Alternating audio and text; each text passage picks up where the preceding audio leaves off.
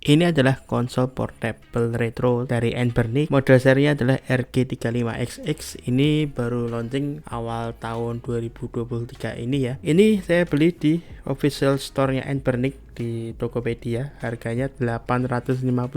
Katanya sudah ada gamenya, tinggal main aja. Ini bisa main game konsol 16 bit seperti Nintendo, Super Nintendo, sampai mentok di 32 bit yaitu PlayStation 1. Packagingnya seperti ini, kardus putih. Ini saya beli yang warna transparan purple, jadi warna ungu transparan. Kita buka dulu kotaknya.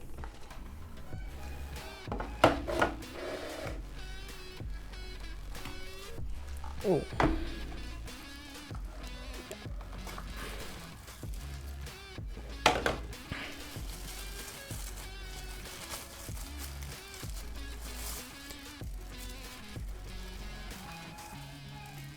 seperti ini.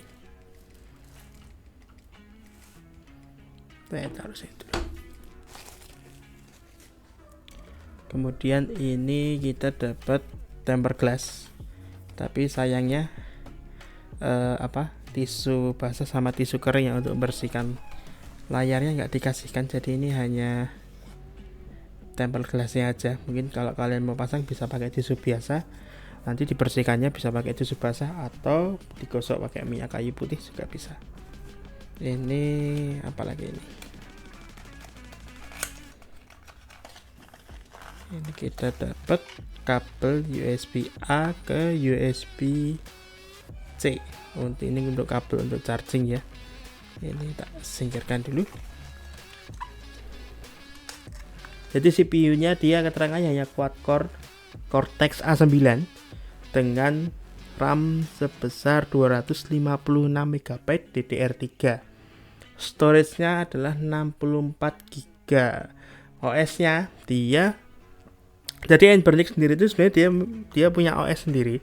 Cuman untuk ini yang saya beli ini dia pakai custom firmware dari Garlic OS karena OS bawaannya itu sedikit ampas. Untuk OS Garlic OS ini dia basisnya kalau nggak salah dari RetroArch. Untuk baterainya dia 2600 mAh. Dia menurut klaim dari Anbernic dia bisa bertahan 6 jam. Untuk chargingnya dia minta menggunakan charger dengan kekuatan 5 volt 1,5 ampere, jadi sekitar 7,5 watt aja. Kita lihat untuk fisiknya. Untuk ukurannya tidak terlalu besar ya, ini sebesar telapak tangan saya. Untuk layarnya dia 3,5 inci IPS, rasionya 3:4 dengan resolusi 640 x 480. Terus di depan ini ada tombol-tombol face buttonnya. Ini ada tombol D-pad 4 arah, tombol menu di sini, ini tombol select dan start. Terus ini ada face buttonnya ada 4, untuk ada markingnya XYAB. Di sisi kiri ini hanya ada tombol volume di atas ini, up and down. Di sisi atas ini ada port micro HDMI. Di sisi kiri yang atas ini adalah tombol powernya. Yang di bawah ini adalah tombol reset. Di bawah ini juga ini adalah slot micro SD untuk eksternal. Jadi kalau kalian mau menambahkan memori tambahan bisa dimasukkan ke sini. Slot micro SD-nya itu harusnya ada 2. Yang satunya di sini ini sebagai memori internalnya. Cuman dari Anbernic ini disegel, jadi kita nggak bisa keluarkan micro SD yang di sini. Micro SD yang di sini ditanam 64 GB dan katanya sudah ada game beserta OS-nya ada di sini. Di sisi bawah ini ada port USB Type-C untuk charging, dan ini ada jack 3,5 mm untuk audio. Di sisi belakang ini ada solder button ya, ini markingnya R1, R2, L2, L1.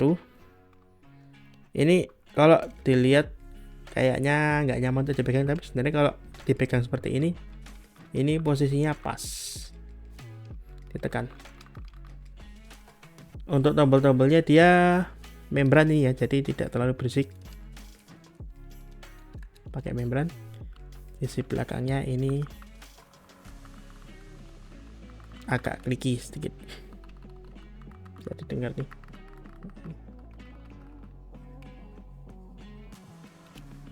Oke, kira-kira itu sih. Coba kita nyalakan dulu. Ya, OS-nya adalah basicnya adalah Garlic OS. Tampilan awalnya adalah seperti ini. Ini sudah di custom firmware ya, pakai punyanya Garlic OS. Kita cek gamenya dulu. Ini gamenya semua ditaruh di bagian konsol ini. Oke, kita cek untuk gamenya. Coba kita game ke game PS ya. Di sini udah ada gamenya bawaan, udah ada ROM gamenya. Pilihannya saya cek tadi banyak sekali, terutama untuk game-game yang game 16 bit. Kalau game-game di bawaan PS1 pilihannya nggak terlalu banyak ya. Kita coba salah satu, coba Gran Turismo ya. Oke, ini kita akan nyoba game Gran Turismo ya. Salah satu keuntungan dari custom firmware-nya dari Garlic OS ini kan dia ada fitur-fitur tambahan yang nggak ada di OS bawaannya. Salah satunya ini di bawah ini bisa ditunjukkan bahwa ini jumlah FPS yang sedang berjalan, ini berjalan di 60 FPS. Tapi ini di menu ya, coba kita lihat ketika sudah in game seperti apa. Apakah dia akan tetap bertahan 60 FPS?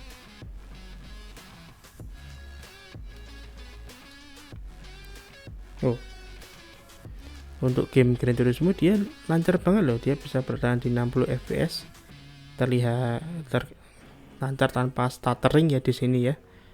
Untuk game yang dia bisa menjalankan ini kan, padahal dia rendernya harus cepat kan. Kita coba untuk game lain. Untuk kembali ke menu, tekan menu ini aja, dia akan kembali ke menu utama. Kita coba untuk gamenya Game Boy ya, ini Battletoads. Karena ada perbedaan aspek rasio dari Retro Axe, saya sukanya kan dia bisa dikasih border seperti ini, jadi tidak di stretch full ke layarnya ya. Jadi ini dia mempertahankan mendekati aspek rasio dari aslinya Game Boy. Game Boy ini kan sebenarnya kan tidak berwarna ya layarnya itu, tapi kalau kalian mau ngubah warnanya, ini bisa ditekan tombol di belakang serta button yang R1 sama L1 nya ini ditekan, ini bisa ganti warna background layarnya, jadi kayak Game Boy Color. Kita bertahan dengan warna yang ini.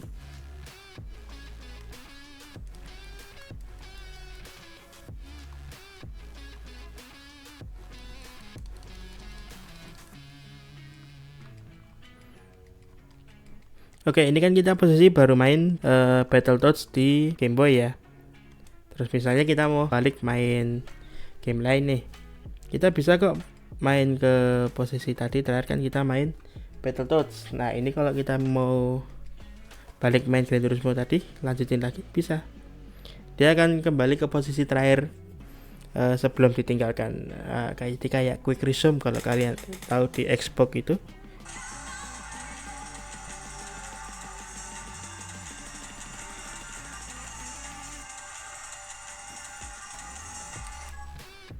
Nah, misalnya kalian baru tengah-tengah main, tiba-tiba ada keperluan, ini harus ditinggal. Ini bisa ditekan tombol powernya, dia akan mati. Nih, mati ya. Misalnya kalian tinggal untuk melakukan apa, ini mau kalian mainin lagi, ini posisi tadi mati, ditekan lagi tombol powernya 3 titik.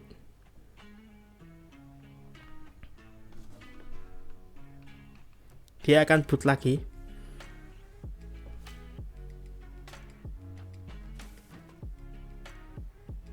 Nah, dia akan kembali ke posisi terakhir sebelum dimatikan tadi. Dan ini bisa langsung dimainkan lagi.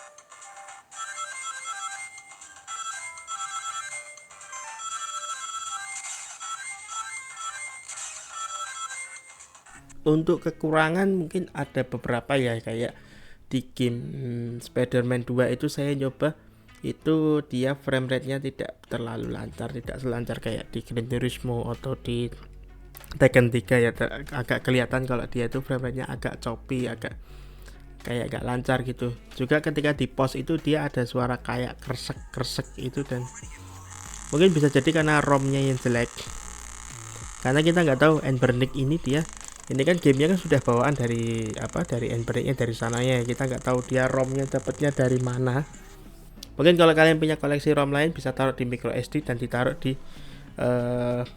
memori eksternal di slot satunya itu, mungkin bisa kalian taruh game kalau kalian punya backup atau koleksi ROM mungkin PS1 atau Nintendo, yang karena ada beberapa game yang di sini tuh nggak ada, kayak mungkin saya nyari game Mario itu juga nggak ada, Zelda ada beberapa, tapi kalau Pokemon lengkap sih. Mungkin kalau kalian mau game-game tertentu bisa mungkin kalian isi gamenya sendiri. Menyambung dari itu tadi, dia dapat gamenya ROM-nya dari mana itu juga tadi saya lihat ada game Angry Bird di library-nya Nintendo NES ya. Padahal NES itu kan tahun 80-an ya, tapi dia kok tiba-tiba ada game Angry Bird, itu berarti kan mungkin itu ROM hacks ya. Soalnya ketika saya mainin itu isinya bukan Angry Bird tapi mungkin game lain tapi diganti aset. Oke, kita masuk ke kesimpulan ya dari Anbernic RG35XX ini. Menurutku untuk dengan harga 850.000 mendapatkan sebuah konsol gaming retro portable yang dengan kualitas seperti ini, saya rasa ini worth it ya untuk dibeli ya.